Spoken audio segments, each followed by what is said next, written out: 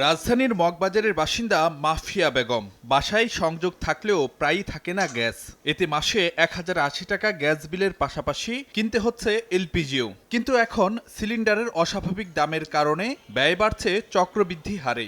এটাই নেয় 1100 টাকা, তাহলে এটাই যে আরো ডবল টাকা বাড়ে গেছে। আমরা কোন দিকে যাব? আমার আয়ের উপর তো আমি ব্যয় করবো, আমার আয় তো কম, আমি ব্যয় করবো কি দিয়ে? রাজধানীর কল্যাণপুরের বাসিন্দা শামসুন নাহার ও তার প্রতিবেশীদের একই অভিজ্ঞতা। আয় না বাড়লেও পাল্লা দিয়ে ব্যয়ের নতুন নতুন খাত বাড়ায় চিড়ে চ্যাপ্টা অবস্থা মধ্যবিত্তের। আমরা যেখানে 1300, 1200, হাইস্ট 1500, তার উপরে তো আমরা গ্যাস নেই নাই। এখানে 2200 টাকা, আমাদের তো অনেক বেশি হয়ে যাচ্ছে না? 3টা গ্যাস সিলিন্ডারের দামই আমার প্রায় পড়ে যাচ্ছে 2টার উপরে। এতটা ক্ষতিগ্রস্ত আমরা কখনোই হইনি। আমাদের আয় তো সীমিত, আমাদের বেতন তার বাড়েনি, কেউ দেখার নাই। ইচ্ছা মতো বাড়াইতেছে, দোকান খুলতেছে, টাকা বেশি দিলে সিলিন্ডার দিয়েছে, কম দিলে সিলিন্ডার নাই। ক্লিংকার বেশি থাকলে সিমেন্ট বেশি খাঁটি। আনোয়ার সিমেন্ট।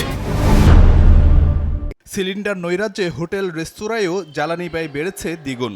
রাজধানীর হাতিরপুলের ব্যবসায়ী মোহাম্মদ সোহেলের মাত্র এক সপ্তাহেই এলপি গ্যাসের পেছনে বাড়তি ব্যয় 9000 টাকা। অন্যদেরও ব্যবসা চালাতে হিমশিম অবস্থা। ছোটরা 3,000 বেশি লাগছে, আর বড়টা 6,000 বেশি লাগছে। এই এক সপ্তাহের ভিতরে 9,000 মতো ক্ষতি হয়ে গেছে।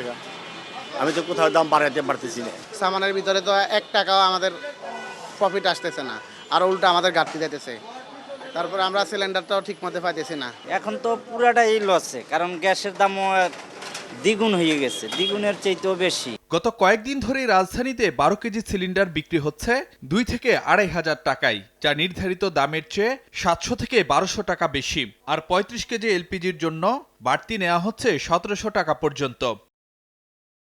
এলপি গ্যাস ব্যবসায়ী সমিতির তথ্য মতে বাজারে থাকা 5.5 কোটি সিলিন্ডারের মধ্যে বর্তমানে মাসে 2 বার রিফিল হচ্ছে 1.25 কোটি সিলিন্ডার। সে হিসাবে প্রতি সিলিন্ডারে 1000 টাকা বাড়তি নেওয়া হলেও মাসে গ্রাহকের পকেট থেকে লুটে নেওয়া হচ্ছে 2500 কোটি টাকা।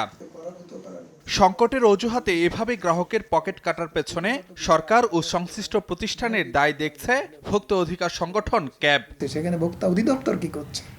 তাদেরও কোনো, তার মানে কি তাহলে গোটা ব্যবস্থা এখন শুধু এলপিজি বাজারই নিয়ন্ত্রণ করছে না, এলপিজি ব্যবসায়ীরা সরকারকে নিয়ন্ত্রণ করছে, সরকারি প্রতিষ্ঠানকে নিয়ন্ত্রণ করছে। কি ভয়াবহ ব্যাপার না? এরকম একটা অবস্থায় রাষ্ট্র কোথায়? কোনো সভ্য সমাজ কি ভাবতে পারে? বিশেষজ্ঞরা বলছেন অতি প্রয়োজনীয় এই জ্বালানি পণ্যটির আমদানি স্বাভাবিক রাখার পাশাপাশি বাজারে বাড়াতে হবে নজরদারি।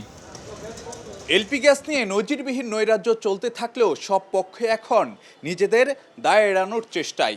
তবে নিরুপায় গ্রাহক এখনও ভোগান্তিতে, কারণ দিন শেষে যে বাড়তি দামের বোঝা বইতে হয় তাদেরই। ফারুক ভিয়া, রবিন, সময় সংবাদ, ঢাকা।